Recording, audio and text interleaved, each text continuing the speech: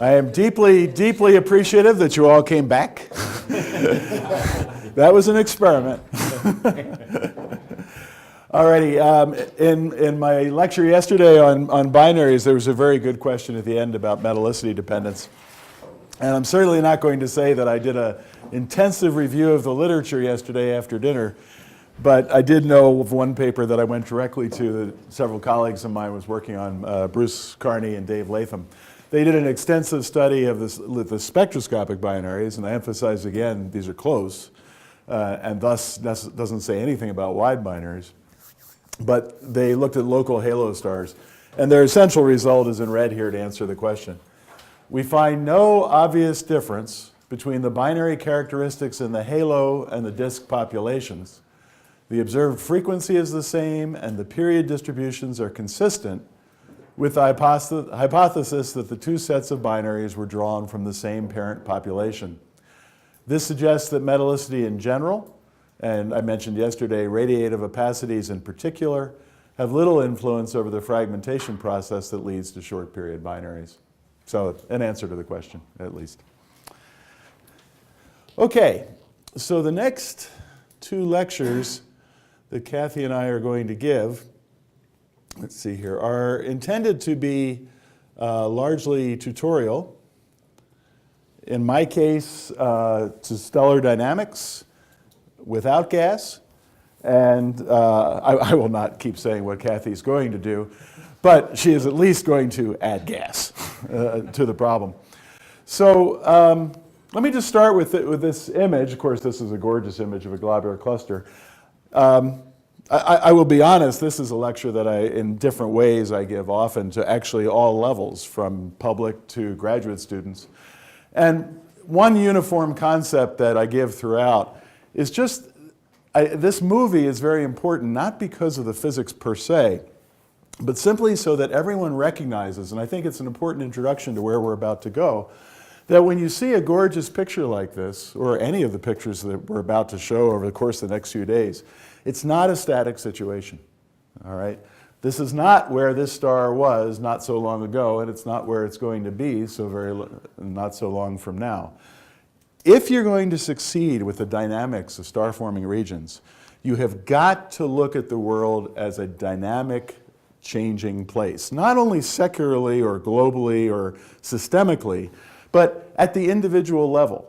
Every object in that system, to within timescales that I'm about to talk about, was somewhere else before.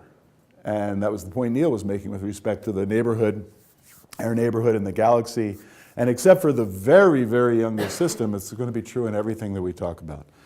Now, for this particular lecture, I am going to be talking about collisional stellar dynamics and gasless systems. So this actually is perhaps more relevant than it'll be for the actual regions we're going to look at. But that basic concept that things are moving is really absolutely fundamental. And if you forget that, I guarantee you're going to come to wrong physics. Okay, now the other thing, let me just give some broad context here. I'm going to break the evolution of a system into three parts. While it's still embedded in the natal cloud, where we have the gas mass on the order of the cluster mass, that's just very rough. The only real point here is that the gas mass contributes meaningfully to the global potential. We have stellar dynamics, gas dynamics, magnetic fields, radiative transfer. Kathy, help! Okay, that's a big physics problem, right? And then we're talking about timescales here of a few megayear. The next stage, which really I'm not sure how much we'll be talking about in this school, is the system is out of the embedded gas, but it's still losing a lot of mass due to the evolution of the massive stars. The evolution of the system at that point is very sensitive to the IMF, whether it's top-heavy or not, or universal as the case may be. And this period is essentially the evolutionary timescale of stars that lose a lot of mass, so of order a few hundred megayear. And then beyond that is what I'll call pure stellar dynamics, pure, if you wish, point source dynamics. And that's why I say almost, since I work on colliding stars. They're obviously not point sources. But that's what I'm going to talk about here. only because the processes here are going to come back in to this discussion. So you need to understand this in order to be able to talk about the whole system. And that's really the goal of this lecture. The thing that I always tell my students is that if you remember nothing else that I say to you, which is not a presumption, but nonetheless, the issue is timescales, right? In the United States, there's this phrase that has become famous, which is, it's the economy, stupid, which goes back to Bill Clinton. In dynamics, it's the timescales, stupid, okay? It's the timescales that is the source of understanding all of the evolutionary processes and how different systems are going to evolve. And those timescales are the dynamical timescale, the two-body relaxation timescale, the evolution timescale, and the age of the system. Those four things should be in your mind throughout the rest of this school. This is absolutely critical. So let me go through them in a little bit of detail. I'm not too worried about the equations here, although as a school there is a few key points I'll make. The dynamical timescale is essentially a crossing time. And so, you know, it's the diameter of the system divided by the typical velocity in the system. And you can use the virial equation to convert that to this, which becomes this. And this is something that, at least for my students at Wisconsin, I push very hard. There are a few things in any field that you ought to remember because you can use them for back-of-the-envelope conversations, or conversations and discussions and work.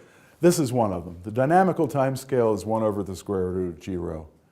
That's something that you ought to have at the top of your head. Basically, the dynamical time of a system is equal to 1 over the square root of g rho, where rho is the average density of the system. It's one you really ought to remember. And in fact, let me go to the bottom here first so that you can use that.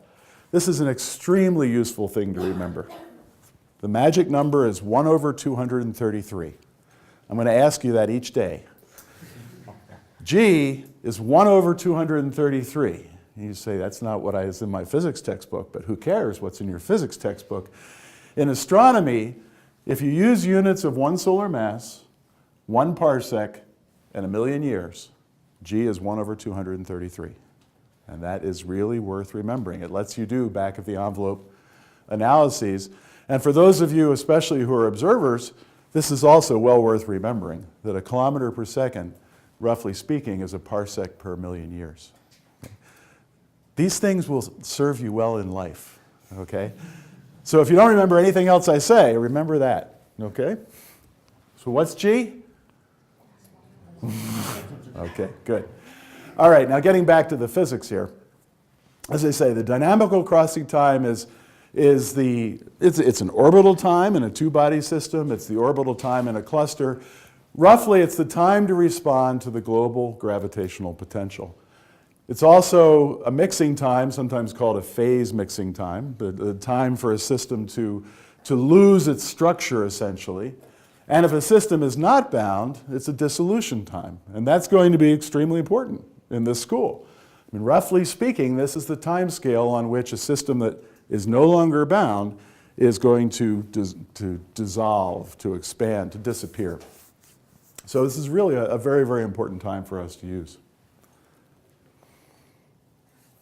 The two-body relaxation time goes back to Chandrasekhar and Spitzer, and there's many, many derivations of it. I'm not at all concerned that you actually remember this detail. Just notice that the relaxation time does increase with numbers of stars. N here is not a density, it's a number, okay? So just broadly speaking, the relaxation time gets longer as the number in the system gets longer. Now, the relaxation time has a lot of subtleties that it's really worthwhile to understand. Physically, this is the time to transfer energy of orbital motion between stars. It's essentially a thermal time. In fact, there's analogs here. I mean, I haven't said we're talking about clusters yet. All I've said is we're talking about gravitational systems. So the dynamical time, I should have said, in the sun is a few minutes, right? It's a collapse time for the sun. The thermal time, or the relaxation time, the thermal time at least in the sun, is about a megayear. In a cluster, the two-body relaxation time is the equivalent process. It's the time for the energy transfer between particles, and that energy is the energy of orbital motion. Formally, and I won't go through the derivation, it's the time where if you integrate over the effects of all stars in the cluster, it's the time where all the perturbations of all of those stars on a body change its energy roughly comparable to itself. Okay? And as well known, this is actually a divergent integral. Turns out that the combination of all distant stars is more important than one local star. And so it's important to cut it off, but in most dynamical systems there is a natural physical cutoff.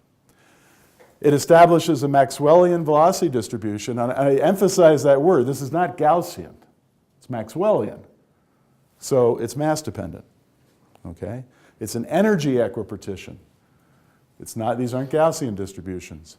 It's, in terms of the overall evolution of the system, it's the timescale for energy flow, just like in a star. The thermal timescale is the timescale for energy flow from the core to the surface. Essentially, the same is true in a cluster.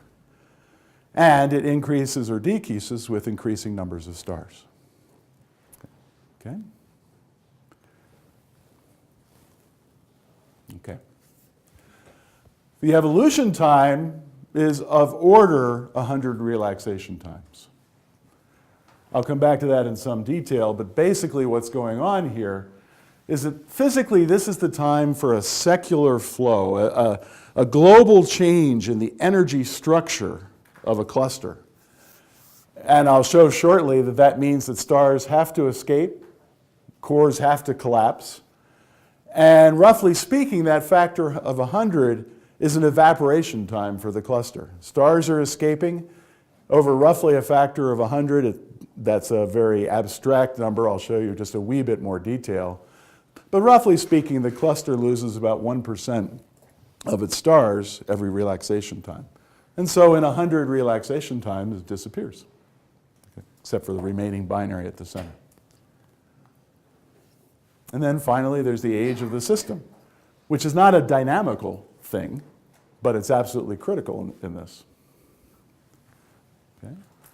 And the reason it's critical is because, I mean, this is what makes this school so exciting.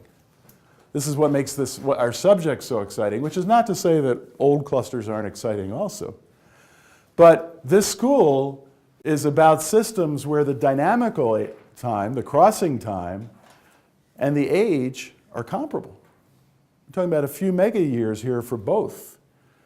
And so, as I'm sure Kathy will show very clearly in the simulations, things are going to happen that are important dynamically on the same time scale of the age of the systems that we're talking about. So we can't, for example, necessarily presume that these systems are well mixed. In fact, we can presume that they're not well mixed in many cases. And in fact, it gets even more interesting than that, in that if you take the ratio of the relaxation time to the dynamical time, it's about 1 for n equals 100. In other words, for a very small system, it relaxes on the same time that it crosses. And so, in fact, and Kathy's done some very nice work on this, I might add, all the way down to 3-body systems. It's quite possible that we're going to be looking at systems where the crossing time, the age, and essentially the 2-body encounter time are all the same scale. That's what makes this so cool, right? I mean, most of this dynamics has been developed in the context of globular clusters where the scales are very different, and that needed to be done. But from a theoretical and observational point of view, what makes the dynamics of young stellar systems so exciting is really this, right here. The comparability of the timescales. Yes? So is this only true for very low mass clusters then? Because you say n is smaller than 100. Well, if the 100 is NOB stars, it's still cool, right? I haven't said the masses of the stars. 30 Doradus could be a very neat place, right? Now, of course, if the IMF is universal, then your statement is more or less true. If you have 100 stars, odds are they're low mass. But I haven't mentioned the masses of stars yet. But does it make things complicated because you cannot decouple effects when everything is of the same time scale. One person's complication is another person's excitement. But yes, it makes it much more interesting. Let's phrase it that way. So just to give you kind of a broad picture here of where we're at. I mean, this is the system where this course is usually given in, right? You have a dynamical time that is much, much shorter than the relaxation time. So you look at a system that is well mixed and you watch it evolve. Even a large open cluster, such as most of the ones that I was talking about yesterday, are in the same ballpark. The dynamical time, without the cursor in front of it, is still shorter than the relaxation time. But as we get into small open clusters, perhaps embedded clusters, as I say, these things start becoming comparable. And then, I'll only make this point, if I have time, I may come back to it in another lecture.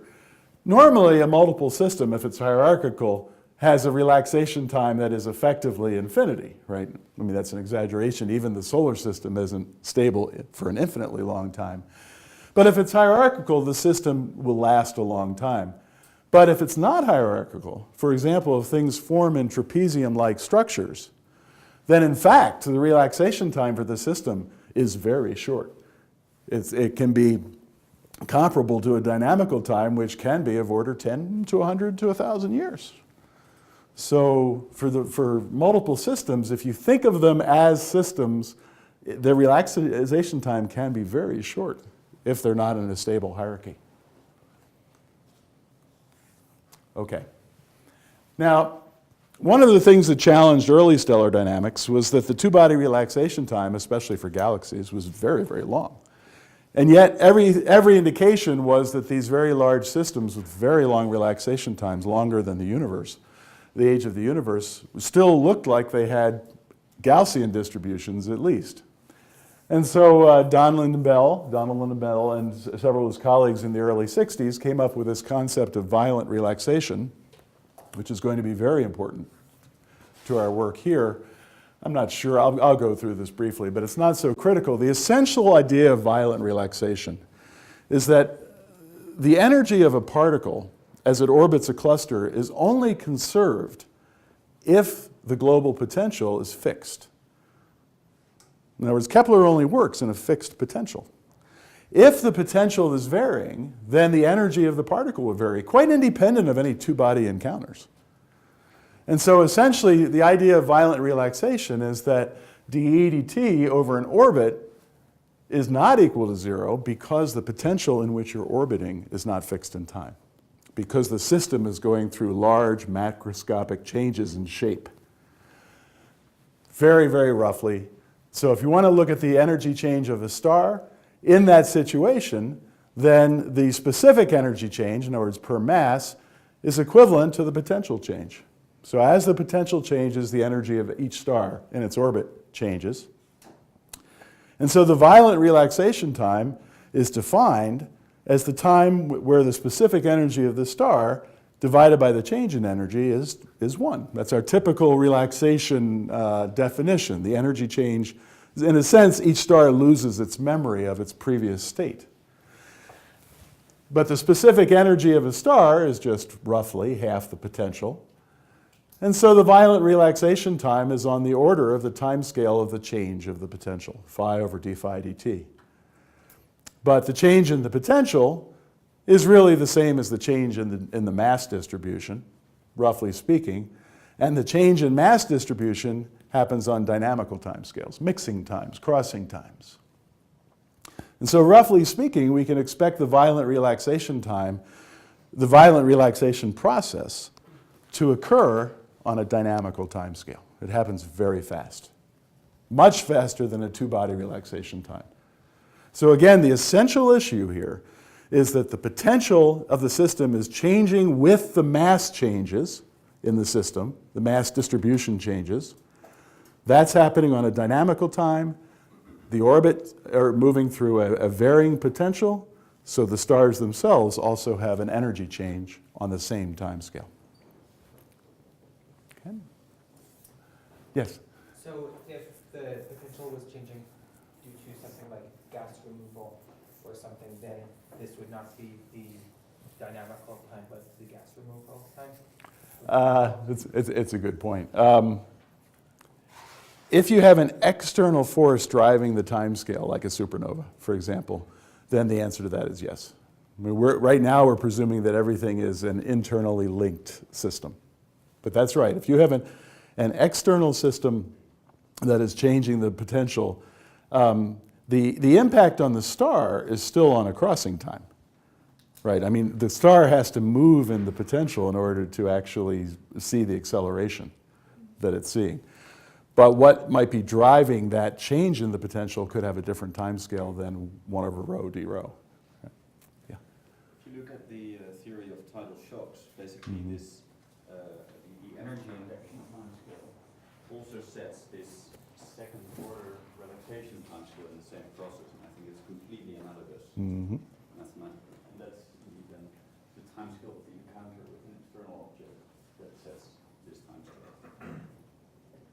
Good, thank you.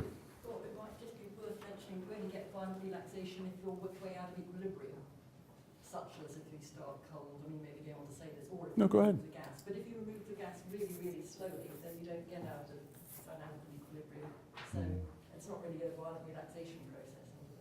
Yeah, well said. That's the last slide, actually. I'm glad you brought it up now. A couple things about violent relaxation is that the velocity distribution and spatial distributions are independent of mass, right? This is the classic thing we teach our students, that the orbital period at Jupiter doesn't depend on the mass of Jupiter. It's the same situation here. So this actually sets up Gaussian distributions, not Maxwellian distributions. Initial structures, this is more relevant for clusters. The last thing is that it only approaches equilibrium, because as you approach an equilibrium phi, then the violent relaxation time scale stretches out. And so it never actually reaches a full equilibrium. And then I'm sure Kathy's going to be talking extensively about what happens in this system when you have when you have clumps, which are changing that potential. That's been an active subject in this field for the last 5, 7, 8 years or so. So I'm trying to give you sort of the broad strokes here. Now, two-body relaxation, the encounters between particles, this is essentially an energy equipartition process. So in other words, we went from violent relaxation, which is independent of mass, to a two-body encounter process, which is very dependent on mass. So in a thermal equilibrium, the energy of a star is just essentially an exponential in that energy, scaled by the velocity dispersion of the system. And you can write this out, and essentially what you find out, the energy, of course, is the kinetic energy, which scales as the mass. And so the distribution of the energies of the stars is going to be this classic equipartition relation. That is to say, as you have larger masses, then you will have smaller velocity dispersions of the same component. Okay? So a larger mass corresponds to a smaller velocity dispersion in equilibrium. Okay, that's called equipartition in the case of stellar dynamics. There is an interesting detail here, which actually is going to be quite important for our systems. If you ask ourselves what the energy equipartition time is compared to the relaxation time, you'd think they would be comparable. But there's a subtlety going on here. You'll see the equipartition time scales as the mass ratio. In other words, if you have very massive particles, the equipartition time is very short. So if you have 10 solar mass stars in a system that's typically 1 solar mass, then the equipartition time is a factor of 10 shorter than the relaxation time. The equipartition time for those particles. Essentially, all that's saying is that dynamical friction is very effective. If you go through the Fokker-Planck analysis, there's two components. One is dynamical friction, and the other is essentially a random but equal distribution in both directions in velocity. Dynamical friction is very effective, and this is going to be critical to understanding whether or not the trapezium, for example, formed as it is at the center of the cluster of the trapezium nebula, at the center of the trapezium cluster, or whether those 4 stars fell to the center very quickly through dynamical processes. And essentially, it's this equation. Right? Essentially, it's the fact that dynamical friction is effective, so energy equipartition happens very quickly for the most massive component. Please. Does this mean that we start with many bodies and with different or random velocities, and after the relaxation process, bigger masses are slower, and Yes. smaller That's right. masses are faster? That's exactly. That, and I don't mean to pick on you in saying this, that's a little simplistic only because low mass objects that are out in the halo at the epicenter of their orbits will be moving slowly. But within any location within the cluster, that statement that you just made will be true. So for example, in the core of a cluster, the massive stars will be moving at a certain speed. The low mass stars, which have higher energy and in fact are falling in through that core, when they get to the core, will be moving very fast, and hence will be moving faster locally. So it's a little more subtle, but what you said is essentially right. And I showed you mass segregation yesterday. These are just, this is a real mass segregation. This is the one that matters, right? In fact, I showed you this. Oh, no, I didn't. Okay. This is a simulation from long ago and far away, but it makes the point. This is the percent of binaries as a function of radius, and you can see that the binaries have a much higher percentage in the core than they do in the outer regions. That's mass segregation. And if you look at a real live cluster like M67, oh, I meant to put a little more color here, but these are the single stars in M67, and these are the binaries. And you can see they're highly centrally concentrated. That's energy equipartition. These actually are the blue stragglers, just as an aside. This was really our first evidence back in the early 80s that the blue stragglers were massive because they were centrally concentrated. Unless, of course, they formed there, but this is an old cluster. And as I was pointing out, this whole issue is really going to be at the fore. I'm going to be very interested to see which paper Kathy points to. But there's been a long-standing question of whether these stars, the 4 trapezium stars, are at the center of the cluster because they fell there through dynamical processes by giving up their orbital energy to all these other stars, or whether they formed there.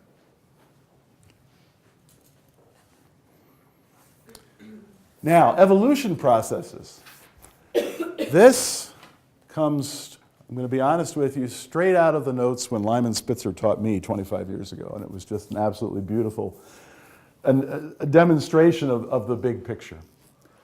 So the probability of a star being in a particular state of energy, E sub I, is, as in all statistical mechanics, the probability is simply a constant times a weighting factor, the amount of phase space available, times e to the minus k times the energy of the particle. So this is purely general. You see this in any statistical mechanical situation. So how do you maximize that probability? And this is where I get to say that gravity is so neat, right? Gravity has got to be the coolest force in the universe because it has this wonderful property of having negative heat capacity. And I'll show you what the implications of that in a second. So in a gravitational system, there's 2 ways that you can maximize that probability, which is what you want to do in a statistical mechanical system. You can increase the binding energy. In other words, you can make E very, very negative, right, because this is a gravitational system. But there's no fundamental lower limit on the energy. In principle, especially if you have point masses, you can actually take them into infinitely negative energy. This is the phase space that's available, but there's no upper limit on the spatial coordinate. You can take the particles out to infinity. And so how do you maximize that in a gravitational system? You can't. There is no maximum entropy of a gravitational system given finite mass and energy. And so what that means is that bound gravitational systems necessarily have to evolve continuously. There is no equilibrium state. And so to maximize entropy, you have to do 2 things at the same time. You have to collapse the core to infinity, to 0, in order to maximize that term, while taking the rest of the cluster to infinity in order to maximize that term. In other words, any gravitational system is going to collapse at its core and spew the rest of the material out. Doesn't matter if it's a star It doesn't matter if it's a cluster. Ultimately, it doesn't matter if it's a galaxy. So basically, the evolution of gravitational systems is characterized by collapsing cores and expanding halos. Okay? The process by which that happens within stellar systems is two-body relaxation. So we know there's going to be escaping stars. That's how a cluster sends the material to infinity. And we know there's going to be a collapsing core. I'm not going to worry too much about this. This is adequate, and you probably saw it in freshman physics. The escape velocity from a system squared is 4 times the typical velocity in a system. This is the figure that you want to remember. This goes all the way back to Spitzer 1938, Amber-Tsumian, I believe, as well. If this is, let's say, for a unimass system, so we don't have to worry about different dispersions, if this is a Maxwellian velocity distribution, this is what two-body relaxation is trying to take the system to. But a gravitational system has an escape velocity. So as a consequence, it will constantly be losing this tail. That's the evaporation. In other words, the two-body processes are constantly trying to populate that tail, but every time it populates the tail disappears. And so this is the same thing I was showing before statistically, from a statistical mechanical point of view. And how long will it take to populate that tail? Well, it's going to take one relaxation time, one two-body relaxation time. So you can simply just compute the area of that tail. It turns out to be about 1% of the population, 0.074. 0.074 is a number every stellar dynamicist remembers. Of course, it's not true that way, but it's such a beautiful argument that you remember it. And every relaxation time, the cluster loses that much. And so roughly speaking, the evaporation time for the cluster is about 100 times the two-body relaxation time. And then critically, those escapers carry away energy. Now, in fact, two-body relaxation is a diffusion process. So they just fall over, if you want, the escape velocity. They just diffuse into that. But they're carrying away mass. And so they're carrying away energy by carrying away mass from the cluster.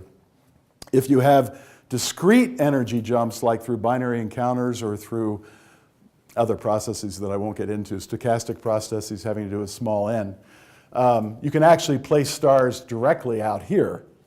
And the star can actually carry away kinetic energy as well. But either way, the point is, necessarily, because of the escape velocity, because of the nature of gravity, you have to lose energy. And of course, that's going to lead to the collapse of the cluster. This is the virial theorem. This is an energy level diagram for a cluster, right? So here's zero energy. Here's the energy of the cluster, which of course is negative. It's a bound system, so this is the energy of the cluster. This is the potential energy of the cluster, and this is the kinetic energy of the cluster. Now I just, in a sense, proved that the energy of the cluster has got to decrease. And so, as you suck energy out of the cluster, on this energy level diagram, the energy of the cluster drops. But the virial theorem, which establishes itself on a dynamical timescale, the virial theorem requires this balance. And so you see two things that happen. One, the potential energy, of course, gets much deeper. In other words, the core collapses.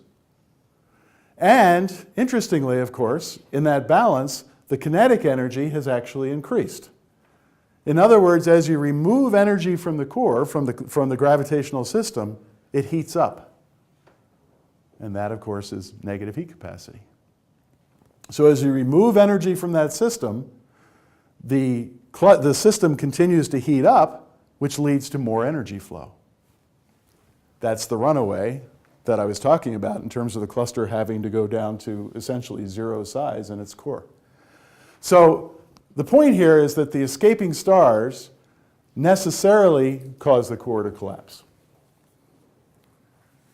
And we see this in simulations. This is a classic one recently. These are the percentiles of clusters, and you can see that the inner percentile, the inner 2%, you're never quite sure when it's going to happen because of the stochastic effects, but the core collapses while the rest of the cluster is expanding.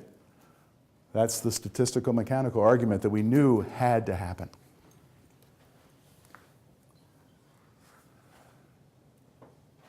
And as a bit of an aside, again going back to Donald Lyndon Bell, this is a catastrophic or an unstable effect. The escape velocity of a cluster decreases with increasing radius. So picture you have this cluster. You have a star out here in the cluster. Well, its escape velocity is very small. A star that is bound to the cluster out in the halo cannot have a large velocity. Star in the center, the escape velocity is much higher. So that means that the halo has to be colder than the core. Right? The velocities out here have to be, the dispersion out here has to be less than in here. And so for any thermal system, that means that energy has to flow from the core to the halo. I've already shown you that that has to happen. Now we're talking about how it happens in detail. So since the escape velocity decreases with increasing radius and the core is hotter than the halo, thermal energy, which is kinetic energy in this case of the orbital motion, flows from the core to the halo. The inner region contracts, but we just saw that when it contracts, it heats up. The halo, which is not self-gravitating because it's responding to the core, receives that energy and actually also heats up. But if the inner region heats up more than the outer region, you have a thermal runaway. This is some work that Donald Lyndon Bell and others did. And for idealized conditions at least, if you have a highly centrally concentrated core, you will have this runaway, this thermal runaway. That's known as the gravithermal catastrophe. In other words, the system cannot resolve the situation. And the core will collapse, and in fact, it'll collapse very fast. Core collapse is on the order of 15 relaxation times. So it's not the 100 that I was talking about before. The core collapse actually happens much faster because of this internal energy draw that the halo does on the core. Okay. There's one more instability which may again be relevant to the trapezium. As you were pointing out, if these are the velocity distribution of the massive stars, and this is the velocity distribution of the low mass stars, it's broader, right? This is a PowerPoint Gaussian, okay? Anyway, it's broader. Then clearly the low mass stars are going to have a larger escape rate than the high mass stars. And you already saw that in NGC 188 yesterday when I showed you that all the low mass stars were gone. But it turns out that it also leads to an interesting instability, because if you have a situation where you have very, very high mass stars, but not many of them, they're not the dominant mass, they're not the mass that's defining the potential, then what happens is those massive stars fall to the center very fast and actually form their own, essentially their own dynamical system in the core. If you look at the potential, it's sort of this broad potential with a drop at the bottom. And that means that as the rest of the cluster keeps essentially sucking energy out of that core, that self-gravitating core, then again, as it pulls it out, that core has to collapse fast.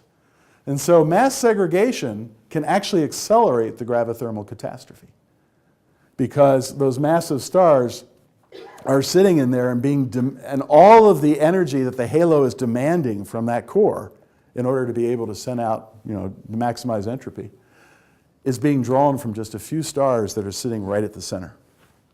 Yeah. Oh, okay. Okay. So how do we solve this problem? Well, we all know this problem because we all teach stellar evolution, right? And how do stars solve this problem? Well, they solve the problem, at least temporarily, by providing a fuel source. Instead of pulling the energy of the envelopes of the stars, which is the same physics, instead of pulling that energy, that thermal energy out of the core, out of the gravitational energy of the core, we add an energy source, nuclear fusion. And so for at least a brief period of time, and Spitzer already showed us it can only be temporary, for a brief period of time, instead of sucking gravitational energy out of the core, we provide an alternative energy source. That's nuclear fusion. Clusters do the same thing, and they do it with binaries. This is just to give you an example of a binary encounter, just for fun. Okay. This is a very clean encounter.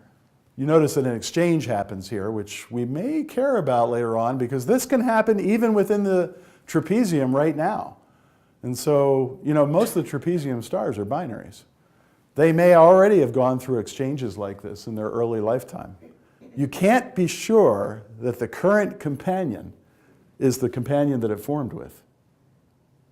Hans Zinnecker always makes a few comments about marital infidelity at this point, but I'll let that go, okay? But out of memory to Hans, I'll at least mention it. So what we have here are very promiscuous systems, all right? Now, this is a very clean system. I asked my graduate students for a public talk to make the most complicated encounter they could find. I'm sure this is not the most, but it's a good one. So we have a single star coming, let's see, I think this is the single. That's actually a binary, as you'll see shortly.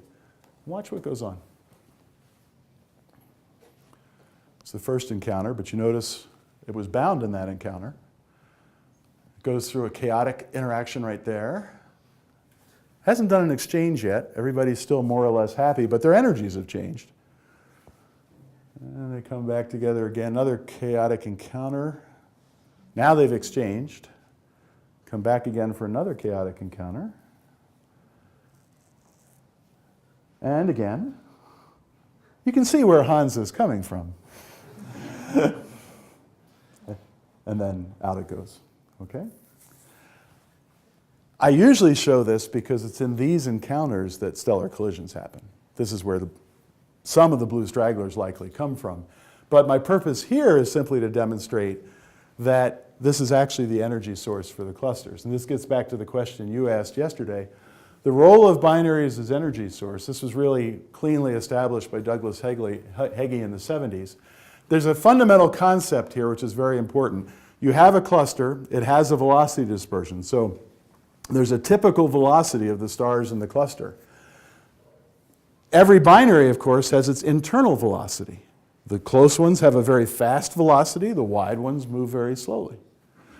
There's a watershed binary energy, a breakpoint if you want, where the orbital motions of the binary are essentially the same as the typical motions in the cluster. Yes? For the animation you showed, what would be the typical timescale for something like that? Gravity is this wonderful scale-free thing. So that is only set essentially by the time scale of the binary in which the encounter is happening. So that time scale could be anything from a few days to many thousands of years, because gravity is scale invariant. The reality is that in most binaries are at what period? Oh. Huh? 300 years. So the typical encounter will have a time scale of order 300 years. Very fast. Good. And the rest of you? Huh? We're expecting you to know things at least one day after we say them. Okay. Okay.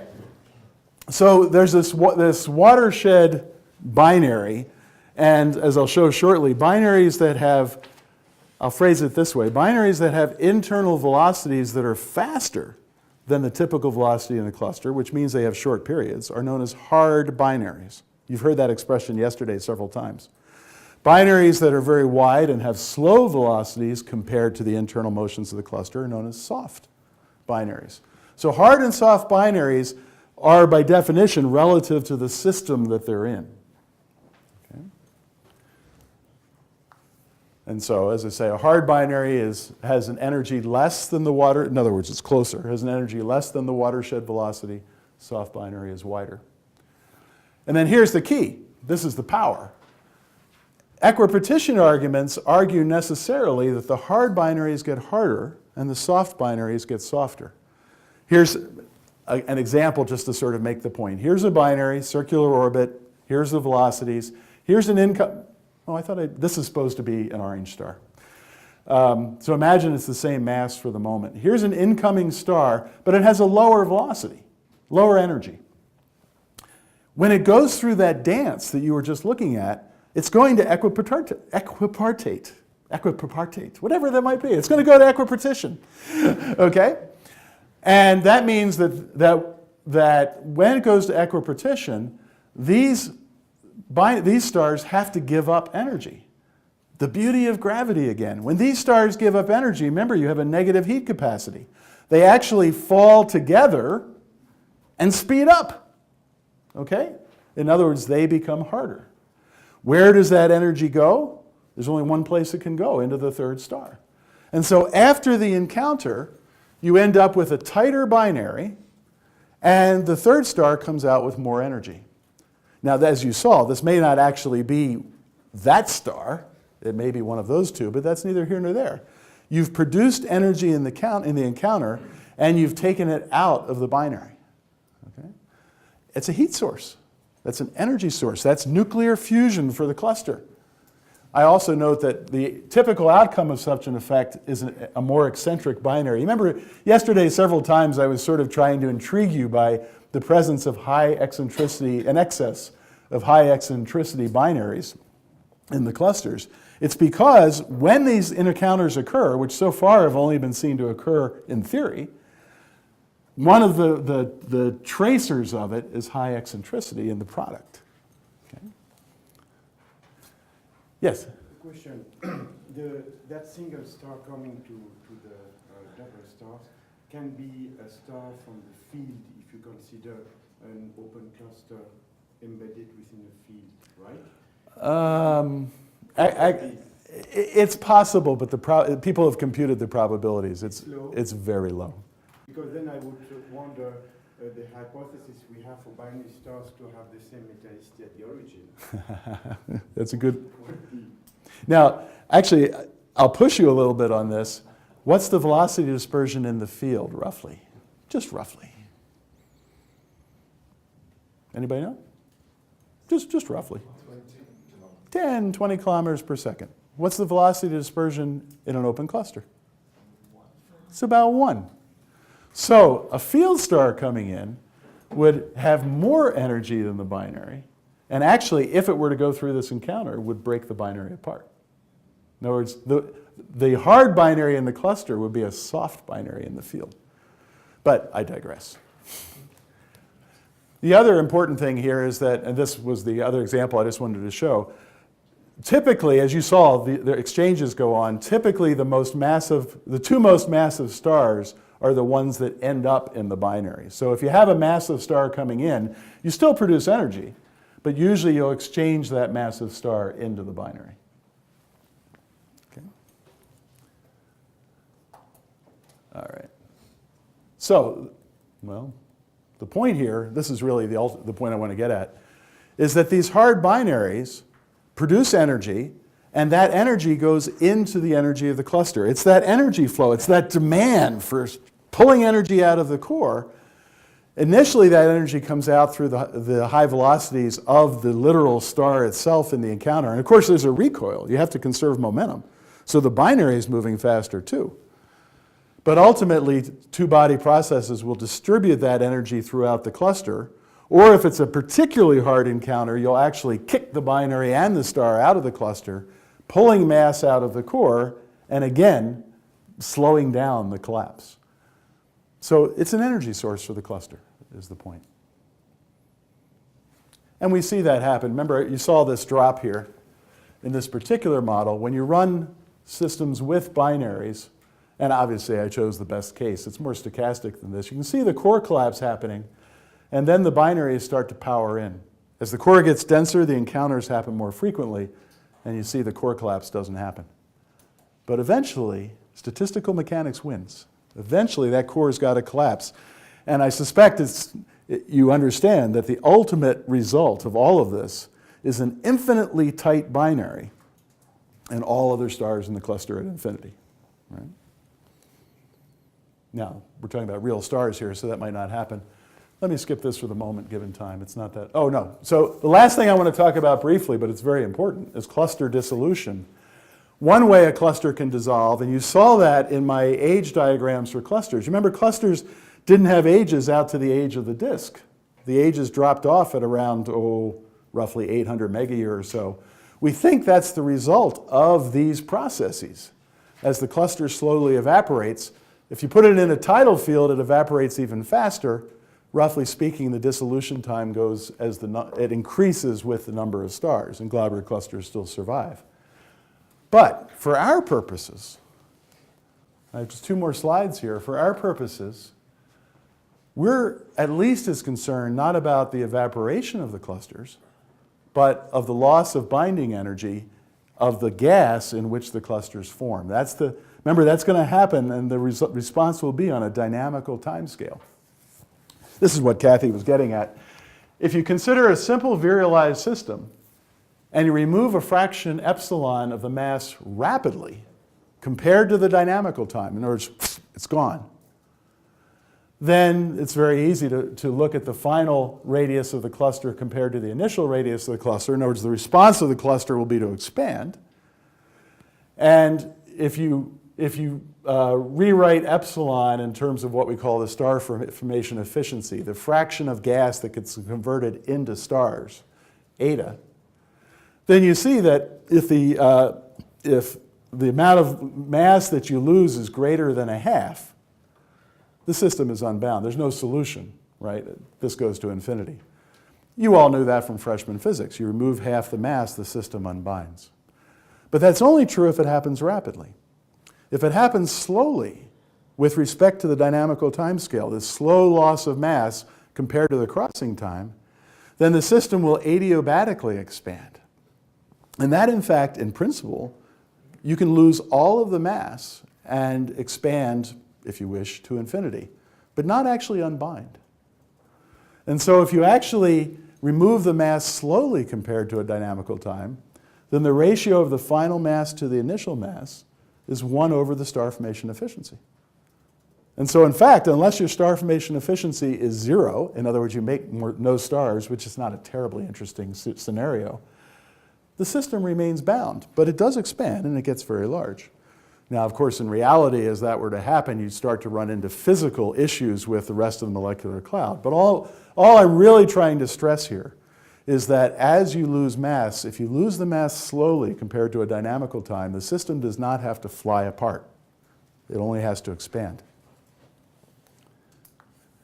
And my last slide here, just to make, really was a very important point. So this Bruce Elmegrain and I wrote up in 1983. It's very straightforward. We were actually trying to make the point that since there are bound clusters, some places the star formation efficiency must be high. Otherwise, they would be unbound. Okay? Charlie Latta and his colleagues